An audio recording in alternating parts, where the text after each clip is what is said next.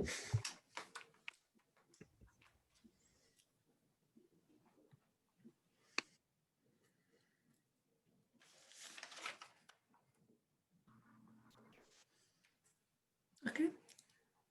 Good morning, everyone. How did your homework go? Any questions as usual? All right, we'll look at that.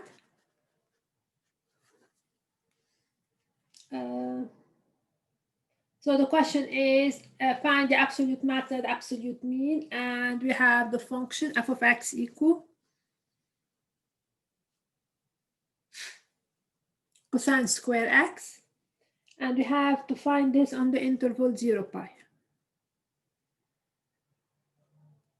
Okay, so that's a closed interval, and this is a nice continuous function, so we don't have any issue with the function. So to find, it's closed, crucial to be closed. To find the absolute max, absolute mean, so this is 0, and this is pi. Okay. We need to find the critical point first, so we have to find where the function peaks, and then we evaluate the function at the critical point and at the end point. Okay, so step number 1, we're going to find the critical point. So critical point. Okay. All right, to find the critical point, we set the derivative equal to 0, and so for x. So we have to compute the derivative, so critical point.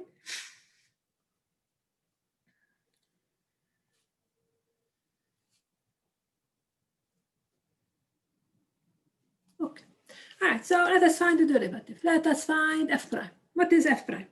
First, let us cosine square. It means f is cosine x, the whole thing to the power 2. That's the cosine. That's the function. Now f prime, using the chain rule, is going to be 2 times cosine times the derivative of the cosine, which is minus 9. Okay. Now we're going to set this equal to 0.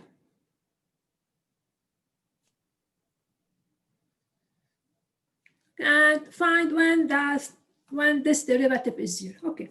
Now it's cosine times sine equal to 0. That means that cosine equal to 0 or sine equal to 0. That's how the product can be equal to 0. All right. Now, if the cosine is equal to 0, and I'm only interested in my interval, so 0 pi is the interval of interest. If cosine x equal to 0, so what are the values of x? So where is the cosine equal to 0 on the interval 0 pi? So you can either think along the unit circle, or you can think around the graph of the cosine. And I'm only interested in the graph between 0 and pi. So when is the cosine equal to 0? Quickly. I have a question. Yeah, I'm listening. How'd you get to the cosine x equals 0 and sine x equals 0? We have to set the derivative equal to 0. Okay, so that's the derivative. So it's the product of two terms. So when the product of two terms is 0, so when can this happen? When you multiply two numbers, the only way this could happen if cosine is 0 or sine is 0. Otherwise, we cannot have a product which is equal to 0. Okay, so if I tell you x times x minus 1 equal to 0, what are the value of x to satisfy this equation? X 0 and x minus 1 0. That means x equal to 1. So the only way we multiply those two, we can get 0 are for every x that make the cosine 0 and every x that make the sine 0. That's how this product can be 0. And now we want to find when does this occur in the interval 0, 0 pi. So when is the cosine equal to 0? Right? Make sense? Whoever. Now, so when is the cosine equal to 0? The cosine equal to 0 here and here. Or the cosine is 0. The cosine is the x-coordinate. So the x-coordinate is 0 at pi over 2 and at 3 pi over 2. So this is going to give me x equal pi over 2 and x equal 3 pi over 2. But now here's the third thing. I'm only interested in the interval 0 pi, so 3 pi over 2 is not any importance for me because I only want between 0 and pi, and 3 pi over 2 is more than pi. Now, sine of x equal to 0. What is the sign? The sign is 0. This is the y coordinate for x equal to 0 and x equal to pi. This is when the sign equal to 0. Okay, so now our job is, once we find a critical point, our logic is that the max and the mean either occur at the end point or they occur at the critical point where the derivative is 0. If the derivative is not 0, there is no way I can have a maximum in here. So we have to have the derivative 0. So second step now is we evaluate. So the critical points are pi over 2. And 0 and pi are actually the end point. So we're going to think of them as the end point. Even if we didn't find them here, but they are still end point. Now I need to evaluate the value of the function. Now I find the value of the function at pi over 2, the value of the function at 0, and the value of the function at pi. And to figure it out. At this stage, I'm back to the original function. No more derivative. The derivative gave me what I want. The derivative gave me that at pi over 2, I'm going to have a horizontal tangent. But I don't know if it's here or here. That's why I don't know if absolute max or absolute mean.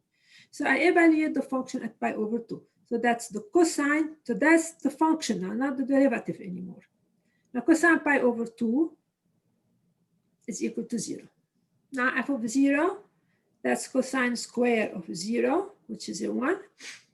F of pi is cosine square of pi, now which is cosine pi square. Cosine pi is minus 1, which is going to give me equal to 1. So now where the function have its largest value. So the largest value is 1, and it's obtained at 0 and at pi. So that's the largest value. So there are two places where the absolute max occur. And the smallest value is 0. So if we're going to graph it here, that's what happened. At 0, we are at 1. At pi over 2, right here, we are at 0. And at pi, we are at 1. So the function is going to look somewhere like this. That's how the function is going to look like. Okay, so the absolute max is 1, and it occurs at two different values. It occurs at x equals 0 and x equal to pi. And the absolute minimum, the smallest value, is 0, and it's occurred at x equal pi over 2. That's what we have, the smallest value. All right, questions before we move on? All right, so let's look at number 65, and then we proceed. So number 65. What is it about? So it's the same idea. I have a function f of x equal x cubed e to the minus x on the interval 1, 5. Actually, minus 1, 5. And the question is the following. Again, where we have the absolute max, absolute mean. So again, it's the same ideas. First, I need to find the critical point inside my interval. So we compute f prime. So it's the same process. It's the product. So the product rule, which could be 3x squared e minus x plus x cubed. The derivative of e minus x is that's a chain rule because I have minus 1. That's e minus x times minus 1. Now I need to set this equal to 0. And as I said several times in class, we have really to factor. That's really the main key to solving a lot of time. So if we look here, this is common factor. And actually x squared is a common factor. So it's going to give me x squared e minus x times 3 minus, because I have a minus here, I have x cubed and x squared, 3 minus x. That's equal to 0. So now I have product with 0. How can the product be equal to 0? Back to you. How can this be equal to 0? Which value of x will make this product equal to 0? Go ahead, guys. 0. X squared equal to 0. It means x equal to 0. E minus x is always not 0, so this we don't have an issue with it. And then 3 minus x is 0. It means x equal to 3. So now I have two critical points. It means I have two places where the slope is horizontal, 0 and 3. And I only want the one inside my interval, and both of them happen to be inside my interval. So now the critical point inside my interval are 0, 3, and the end point are -1 and 5. Okay. So to find the max and the mean, we evaluate. So we're going to start the evaluation process. We compute f of 0, f of 3, f of -1, and f of 5. Okay. And we see what's the highest value. So f of 0, now I am back into the original function. The derivative, I'm done with it. It gave me the critical point. Now it's the original function. So f of 0 is 0. F of 3 is 3 to the power 3 times e to the -3. So this means 3 to the power 3, which is 27, over e to the 3. And at -1, I will have -1 to the power 3, e to the minus, it will give me e to the 1. So that's minus e. And then I have to compare. F of 5 is 5 to the power 3 times e to the -5. Means 5 to the 3 over e to the 5. And now which one is the largest value and which one is the smallest value? And that's how we pick it up. And we can actually graph the function here. So this is -1, so that's the original function. And this is the 5. At 0, we have at 0, and we have a horizontal tangent because that's a critical point. At 3 is 27 over e to the power 3, and I have a horizontal tangent here. And at -1, I am down here. So now the only thing I have to determine which is larger, 27 over e to the power 3 or this one, which is larger. Okay, so now we just have to pick up the calculator to see which one is larger. I mean, I think this one is larger, but let's make sure. So I compute 27 over e, my e to the power 3, which is, sorry, which one you guys got larger? Anybody did it?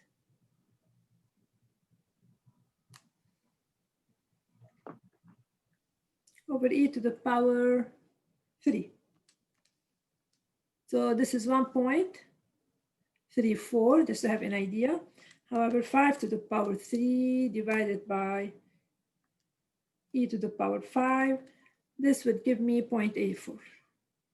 So definitely, this is the largest value.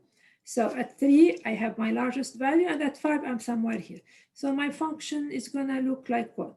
So like that. Something at 0, and it's here, and it's here. So something happened at 0, and I'm going to talk about that today. And the function is going to look something like this. So something peculiar happened at 0. Something really peculiar happened at 0.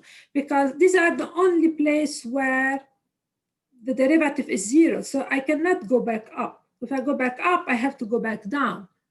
So I will not have, I will have an issue. I will have another critical point. So the only way this can happen is the graph I drew. So it's going to look like that. It's going to flatten out at 0. And that's going to, as I said, we could talk about it today. And then it's going to go like this. So that's how my function look like. Okay, here I flattened it because the derivative is 0 here. That's why I'm flattening it right down here. All right. Okay, ask questions, guys. You're very quiet, very, very quiet. Can you re-explain how you simplified the derivative from that one? What? Can you go back to the last one and re-explain how you simplified the derivative? Here? Yeah. What did I use? You took out x squared and e to the negative x. Yeah, which rule did I use from here to here? The product rule. Right, so derivative x cubed 3x squared e minus x plus x cubed. Derivative of e minus x is me minus x times the derivative of the inside, because minus x here is an inside function. It's not in x. Make sense? Wait, can you say that again? Okay, where is this minus 1 coming from? From the negative x. Right, because that's an inside function. Yeah. Okay, so that's where the minus 1 is. Now, when I set it equal to 0, so what do I do to set equal to 0? I have to factor out. Okay, so I factor out the x squared. I factor out the e minus x. Okay, and then what I'll be left with? 3 from here minus x. And then I solve. Okay. Okay? Thank you. Sure. We're going to have it out. I mean, you guys will have problems like this all for a while now. Now, yesterday, and we finished, we started section 4.3.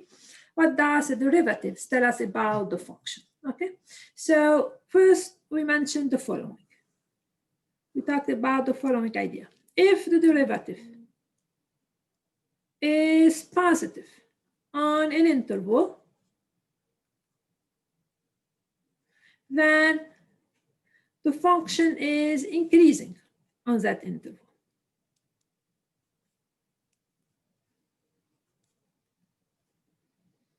Okay, just always imagine if the derivative is positive, it means that the function, that's the way I see it, the function will have to increase. If the derivative is negative on an interval, then f is decreasing. Decreasing on that interval. Okay. So these are what the derivatives tell us about the function. And so what we're going to do today is we're going to take functions given by formula and figure out when is the derivative positive and when is the function increasing and when is the function decreasing. I will start with a very, very simple problem, and then we do harder problem kind of. So I'm going to take the following function: f of x equal x squared, simple one, simple parabola. And the question is find the interval of increase and decrease. It means for which x interval of increase and decrease. Okay, so where this function is increasing and when it is decreasing. All right, so the function is increasing when the derivative is positive. Decrease when the derivative is negative. So obviously we're going to say find the derivative. So the derivative is 2x minus 4. And ask ourselves, solve the following two issues. Which x's make the derivative positive? And that's what we have to solve. Which x's make the derivative negative? That's really what we want to do. Now, this is a very simple scenario. I did that on purpose. So f prime positive when 2x minus 4 is positive. It means 2x larger than 4, x is larger than 2. And it's negative when 2x minus 4 negative, it means x is less than 2. Okay. So now the derivative positive, so this is 2. Now it's the function. That's f of x. At x equal to 2, the function takes the value 4 minus 8. So it's a 4 minus 8 plus 3, which minus 4 plus 3, which is a minus 1. And it is increasing when x bigger than 2, is decreasing for x less than 2. So that's really what my function is. So function is increasing for x larger than 2, because that's when the derivative is positive, and it's decreasing for x less than 2. And that's when the derivative is negative. Okay. So this is a very simple problem because solving f prime positive was easy. Finding which x's I can put here to make the derivative, it means to make the slope positive, was very easy problem. Now we're going to take another one.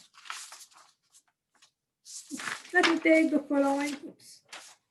Let me take the following function. Let f of x equal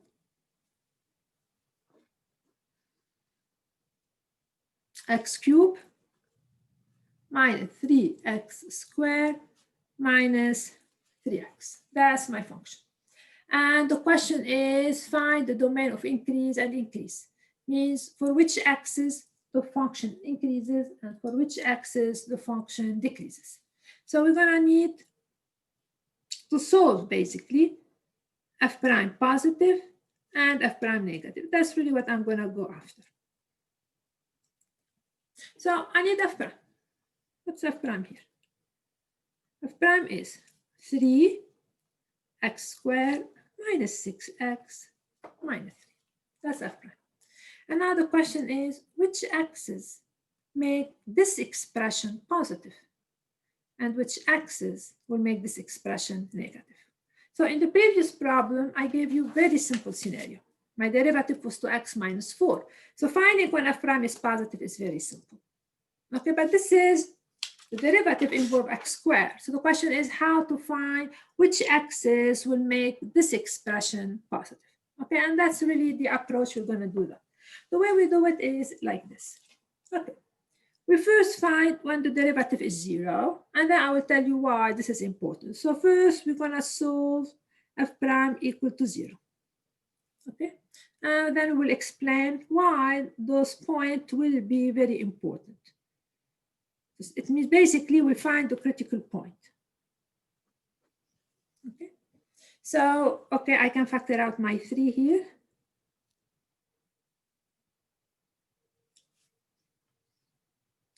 And I get that. That's a 1. Oops. Uh-oh. I don't want that. What did I do? Oh, I'm at myself. Okay. My apology is 9 because 3 is not interesting. Okay, it is interesting, but I don't want it. So this is going to give me 3x squared minus 9. And this will give me minus 3. And this gives me a 2 in here and a 3 in here, and it will give me here. Okay. So we set this equal to 0. It means x equal to 3, x equal minus 1. This is when the derivative is 0. And now why those points are important. Now I'm going to follow. I have a question. Yes. Go ahead. Why did we set it to 0 instead of greater than 0 or less than 0? Because we don't know how to solve it, bigger than 0. Okay, so the idea is how to solve it bigger than 0. And that's what we're trying to learn today. Okay, so the goal today is really tell you how do you solve it for x positive, for f prime positive. But it's not easy. If I put this for you and tell you solve for f prime positive, I really don't know what to do because I have x squared here. Oh, okay. Okay, in the previous problem, what did I have? 2x. You had no square. You just right, so it was very simple. Here, no, I have x squared. How I'm going to solve for it? So this is the algorithm. This is the idea how to find the x's. All right, and let's see how it works. It works like this. I'm going to take a line. I call it the number line. Okay, and on this number line, I'm going to here write sign it means positive negative of the derivative. It means when is it positive or negative? Now, the critical point tells me what? The critical point tells me at -1 and at 3, we put them in increasing order, it's crucial. Right here, the derivative is 0. Okay, that's what those gives me. Now, here's the idea. For x less than -1, can the derivative be positive and negative at the same time? That's really the hard fit. It means, is it possible that some place the derivative positive and some place the derivative negative between for x up to here? Is it possible for the sign of the derivative to change? What do you think? Remember, the derivative is a nice function. It's nothing more than like a parabola. In a way, that's the derivative. Can it change sign from minus infinity to minus 1? What do you think? Is it possible to have the derivative positive and then the derivative negative? Is this possible? Think a little bit about it, because that's the main idea. No. Why no? Because if it's positive somewhere and negative somewhere, what's going to be the derivative here? Intuitively, it will have to be 0. But we know that the only zeros are at -1 and 3. So the derivative up to -1 cannot change sign. Either it's positive all the way to -1, or it's negative all the way to -1. It cannot change sign, because if it changes sign, it has to hit 0. But that's nothing more than that's a parabola, so it has to hit 0. So how are we going to find the sign of the derivative? The way we're going to proceed is the following. We say up to -1, the derivative doesn't change sign. So if at one point it's positive, it's going to be positive up to -1. If from -1, 3 positive at some point, it's going to be positive across up to 3, and the same thing for 3 and so on. So the zeros are, you can think of them are the separators from when the derivative switch sign, positive to negative. So that's really when this derivative will switch sign from positive to negative. That's the only place, because otherwise, if it switch here, it means it has to be 0 somewhere. Impossible to happen. So how are we going to figure that out? So we're going to take what we call test point. All right, so what are the test points? So here I'm going to take test point.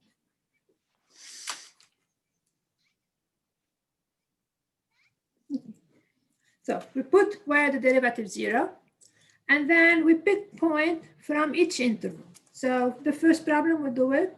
So here, the interval, the value of x, I'm going to pick into my interval, and that's here f prime.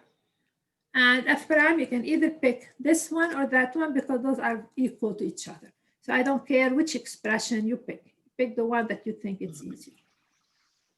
Okay. Now, what do I mean by interval? It means from minus infinity to -1, the derivative doesn't change sign, either positive across or negative across. So I pick any x in here. Let me take an easy x, of course, in that interval, any value inside this interval. And I evaluate the derivative there. So I will get 3 times -2 minus 2. I'm plugging in here.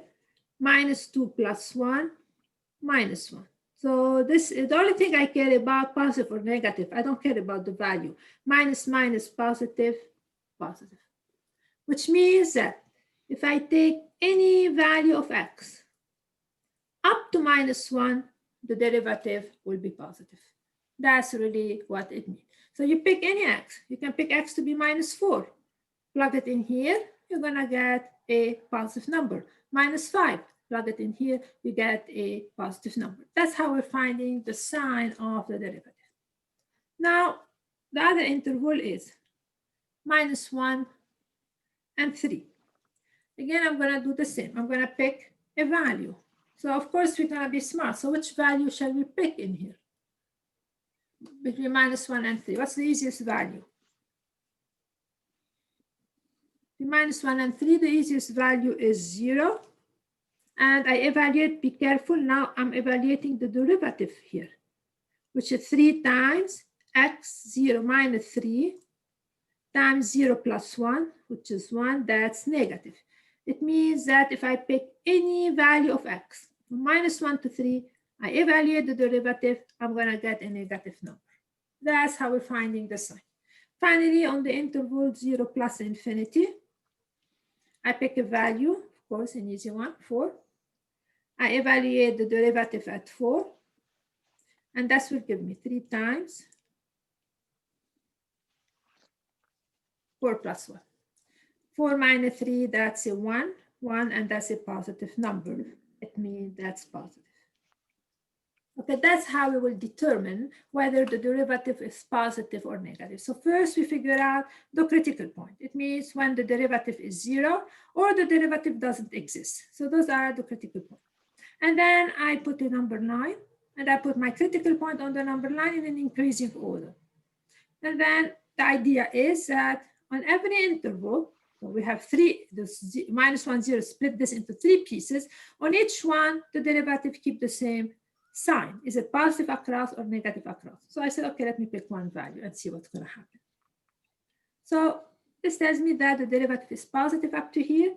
It means basically the function is increasing because the derivative is positive. Up here, my function is decreasing. And here, my function is increasing. Okay, so now let us write this down in interval notation. So f of x is increasing for x on the interval, if you want, on the interval -infinity, -1, union 3 plus infinity. If you don't like this notation, you can write x less than -1 or x larger than 3. It doesn't really matter to me. And it's decreasing for x between, on the interval -1 and 3. Okay. Now the final piece. So now the derivative gave me basically everything I want. And now the only thing I really want to worry about, not worry, let us sketch the graph. So let us interpret this whole. So now I'm back to the function. Now the derivative, I'm done with it. Now I'm back to the function. Okay, so this is -1 here. I have a horizontal tangent. And 3 in here. I have a horizontal tangent. And to have a nice graph, it will be nice to see at this stage, I'm back to the function. The derivative is not, the derivative, I'm done with it. It told me what I need to. So let us compute what's happening at -1. So this is going to give me f is, what is f? F is 3, it's x cubed minus 3x squared minus 9x. So if I plug in -1, I'm going to get -3, that's the derivative, -3 plus 9, so it's going to give me 3. So at -1, the function takes the value 3. As I realize immediately, I put the tangent.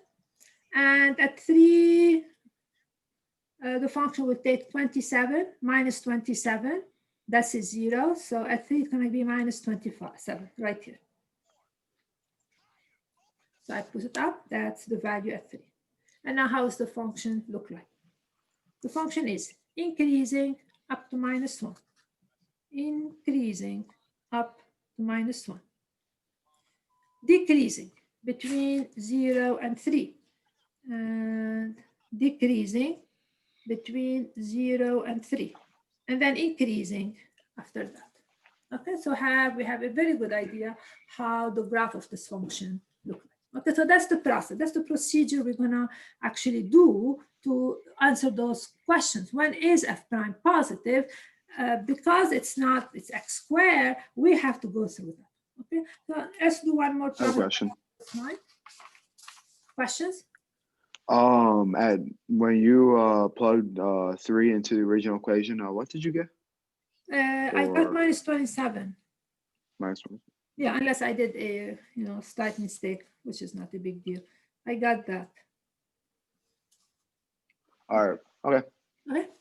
Now let's do one more, and then we move on. So it's not hard at all. It's just a matter of keeping track with what you're doing. So let me take the following function. So suppose I take f of x equal which one I want? Okay, x squared plus x over x.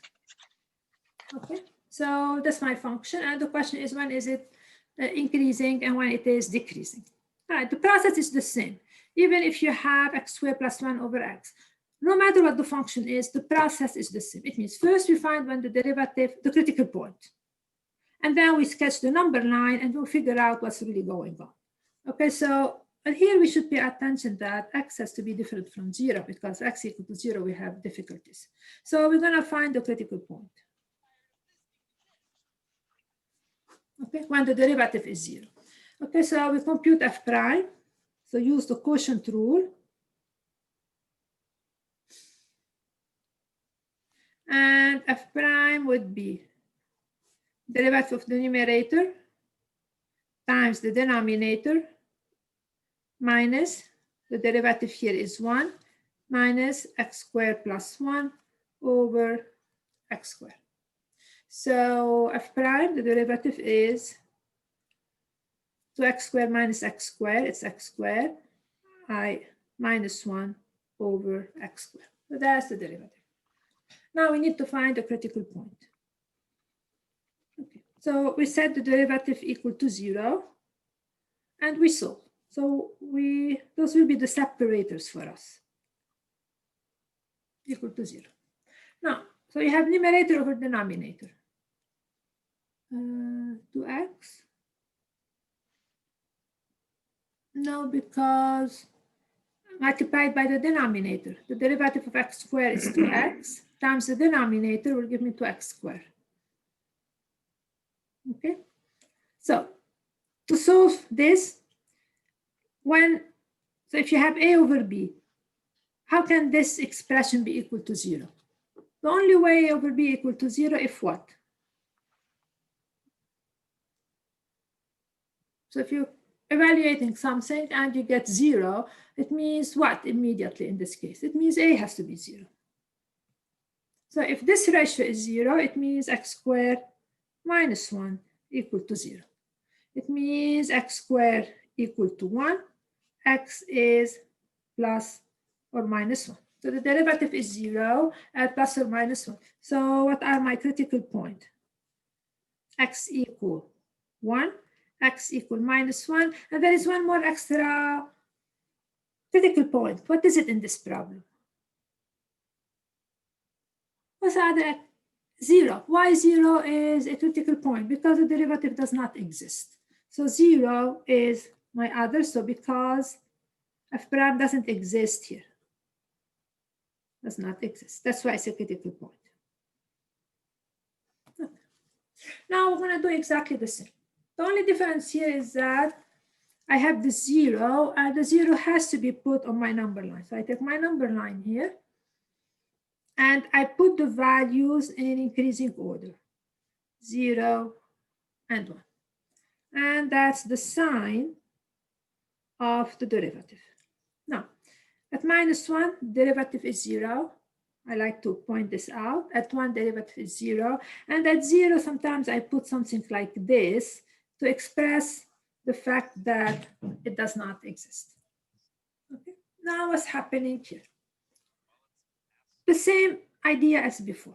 Up to minus 1, the derivative will not change sign. It's either positive here, across, or negative. Between minus 1 and 0, it will not change sign. Between 0 and 1, it doesn't change sign. From 1 to infinity, it doesn't change sign. Okay, so that's really why we do this. So I have to take test point to figure out what's really going on. Okay. So I have a bunch of interval, minus infinity, minus 1, minus 1, 0, 0, 1, 1, plus infinity. Those are the interval on which the derivative doesn't change sign. Now I pick x in each one of them, and then I evaluate f prime, which is x squared minus 1 over x squared. And the only thing I care about is it positive or negative. I don't care really about this actual value. Right. From minus infinity to minus 1, I can pick a negative 2, and I'm going to evaluate the derivative here. If I plug in minus 2 here, because I'm squaring it, I'm going to get 4 minus 1 over 2 squared. That's positive. So the derivative is positive up to here. Between minus 1 and 0, okay, I have to take minus a half. And I need to compute this, the derivative at minus a half. Okay, I will have minus a half squared, which is 1 over 4, minus 1 over minus a half squared. I'll just plug in. This is positive, I don't have to worry about. 1/4 minus 1 is negative. So my derivative here is negative. Now between 0 and 1, I'm going to take a half. And f prime at 1/2 is, I plug it into Excel the derivative, I'm going to get 1 over 4 minus 1 over 1/2 square, which is negative. Means the derivative remained negative here. And finally at 2, f prime at 2, we're going to get positive. That's really the sign of f prime. So this tells me all about f. Means f is increasing up to -1. Now f, not f prime anymore. F is decreasing here. F is decreasing and f is increasing. So we write those now. So f is increasing on the following interval: minus infinity minus 1 union 1 plus infinity. And it's decreasing on the interval -1 0 union 0 1. Remember, at 0 nothing makes sense. The function is not defined at 0. Right? So the last piece is we're going to graph, so we can actually start, putting things together. So let us a little bit graph this function. Okay, so this is the info I get. I have a lot of information, and I'm going to use them to graph my function. Now I'm done with the derivative, and now I'm going back to the function itself. The derivative told me what I need. I don't need the derivative anymore. So we're going to graph like this. All right. At -1, the derivative is 0. So let us compute the value of the function at -1, just to have an idea. I put -1 here and square it. That's going to give me 1 plus 1, 2. So at -1, the function is taking the value 2. And right here, I have a tangent. Okay. At 0, the function is not defined. So if you remember, we have like an asymptote at 0. The function doesn't even define. At 3, that's another, no, at 1, that's another point of interest. If I plug in 1 in here, no, I have a mistake, don't I? Okay. If I plug in -1, I will have 1 over -1. It's going to be down here. Okay, right there. Because f of -1, the f of -1 is 2 over -1. It's -2. F of 1 is 2 over 1. And f of 3, those are the important point for me. It gives me 3 squared, 9 plus 1. That gives me 10 over 3. Okay, and now we graph. That's at -1. At 1, the function takes the value 2. And at 3, the function is taking the value 10 over 3. So it's a 3 point something. Okay. So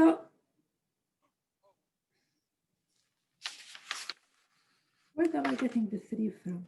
I don't know. Oh, sorry. All right, so how the graph looks like. The function is increasing up to -1. So up to -1, the function. I have a question. Yes. Go ahead. Where'd you get the 3 from? I don't know. It's because it's 8 o'clock in the morning. I'm sorry. Oh, okay. Sorry. I don't know where I got it from. All right. Okay, so f is increasing up to -1. So it's increasing up to -1. It's decreasing from -1 to 0. It's decreasing from -1 to 0. At 0, it's not defined. And then what's doing? It's decreasing from 0 to 1. At 1, that's the value. It's going to be decreasing from 0 to 1. And then increasing after that. Increasing after that. Okay, so that's how my function would look like. Okay, please ask questions.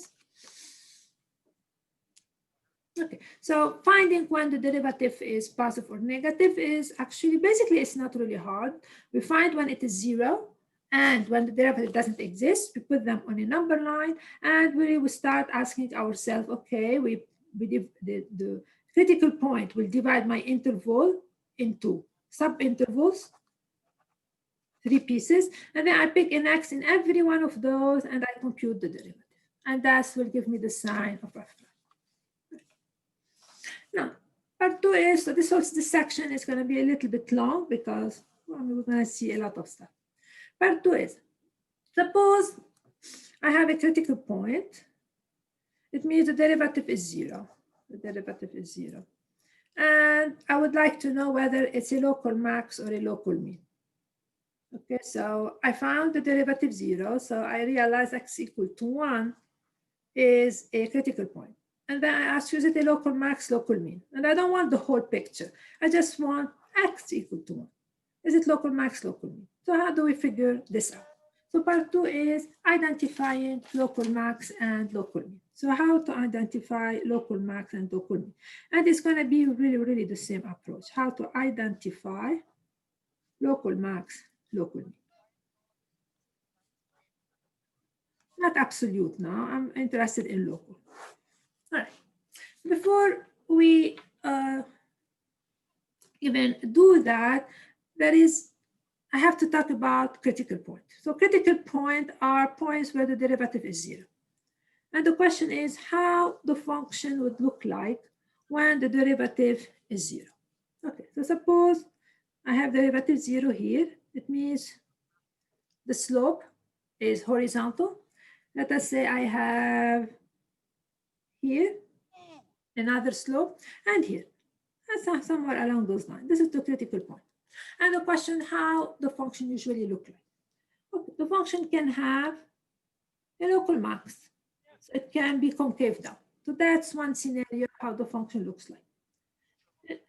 Or it can have a local mean.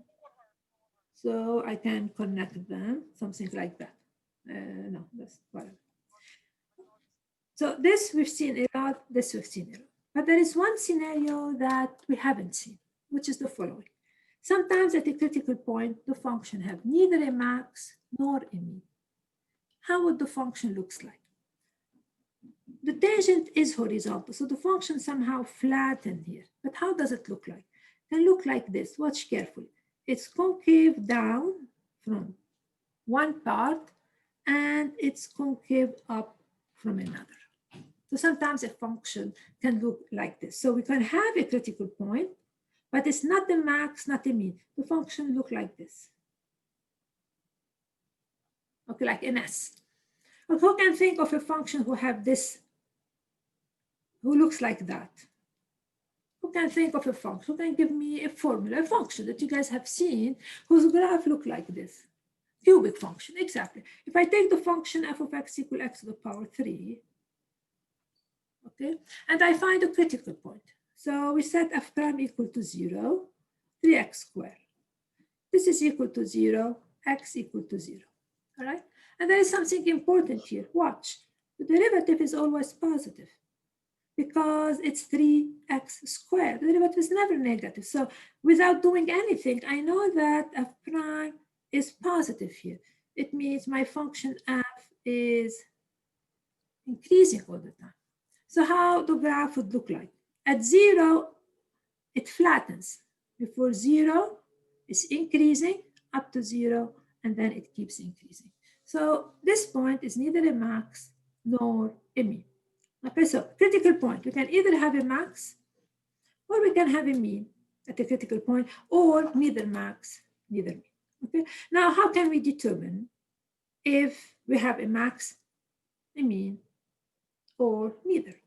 Okay, so we're going to do basically study the sign of f prime, because it's really f prime that tells me the whole story. So I will state the theorem, but I don't really usually never like the student to memorize it as a theorem. I want them to understand it. Okay, something called the first derivative test. And you will help me write it. First derivative test. To identify local max, local mean, or to locate if you want.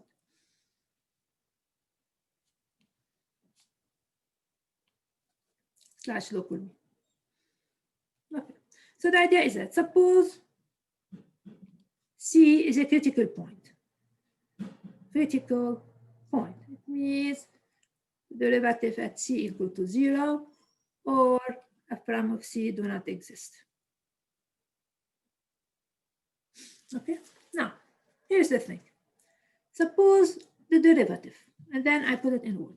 That's the point C, and that's the derivative is 0.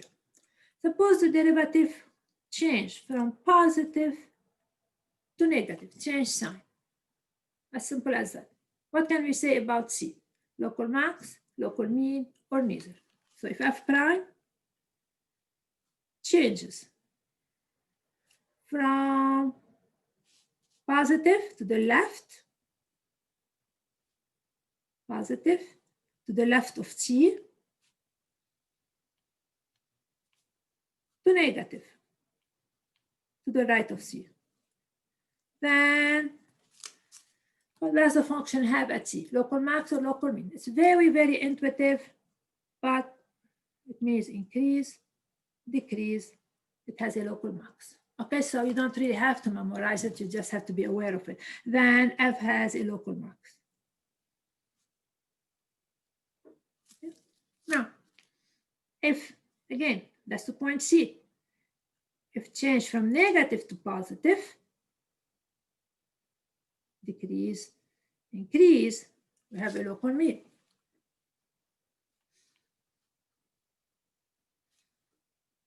Negative to positive, we have a local mean.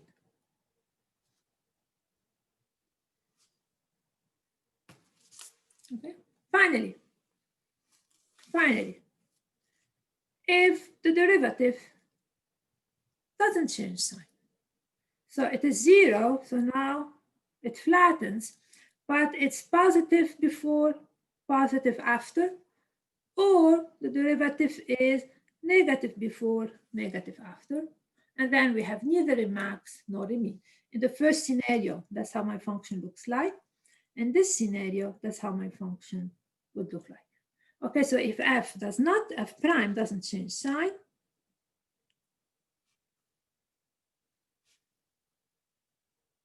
then f has neither a max nor a mean at C.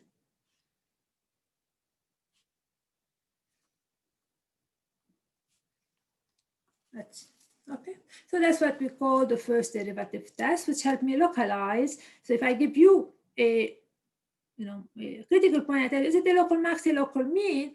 The only way you can do it, actually, we're going to learn another way, but for now, you just study the sign of f prime and ask yourself, okay, what's f prime doing before and after, before and after, before and after, before and after. Okay, all right, so I have to stop at this stage. If you guys have any questions? Any question about anything? Okay, I see you tomorrow. Bye-bye.